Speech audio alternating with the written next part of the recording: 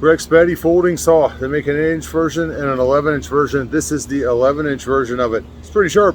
Got an SK5 steel blade on here, and when this thing folds out, it is about 22 inches long. You're looking at about 11.5 inches on the handle section right here, and about 10.5 inches of teeth. It's got a nice rubber grip handle on it, so it's easy to grip. It's obviously made out of plastic and metal.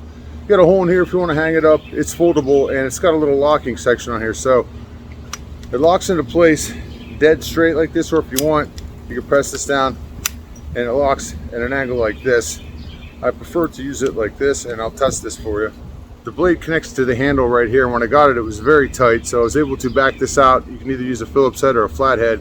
I backed it out, hit it with some household oil, and then tightened it back up again.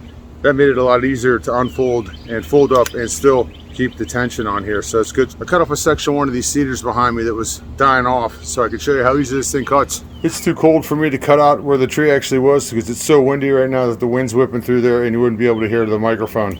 I realize this isn't the perfect scenario for showing a cutting scene, but at least you can get an idea. It's about 3 inches right here this way using this saw. I've got this in a clamp, so hopefully it doesn't pop out.